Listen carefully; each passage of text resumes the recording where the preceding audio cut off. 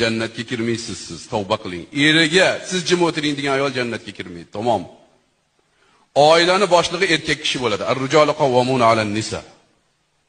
Tamom, musulmonning uyida er bormi? Xotin ko'p pul topsa ham baribir er boshliq bo'ladi. Tamom. Buni muhokama qilinmaydi. Adang bilsin, adangdan so'ragan degan ayol jannati ayol. Adangdan so'ra desa jannat. Adang bilmasin, adang nimani biladi desa do'zax ayol voy. Mana buni qizlarga tushuntirib uzatinglar.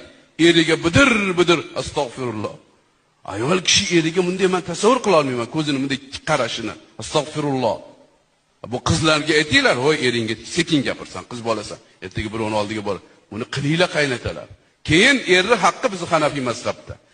Erni haqqi otanikidan baland turadi. Mana men qizimni uzatdimmi? Mahrini berdimmi? Bo'ldi, eri bo'ldi. Meni 15 kunda kelib ko'radi, tamom. Uni tasarrufi erida bo'ladi. Aralashavermang. Qizingizga kelib malikada turib ketgan deyishga haqqingiz yo'q. Eri yuvarsa yuvaradi, bo'lmasa haqqingiz yo'q.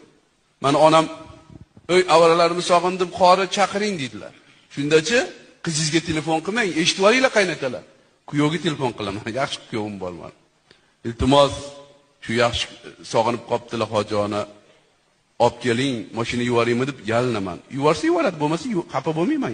Vaqti yo'q bo'lsa keyin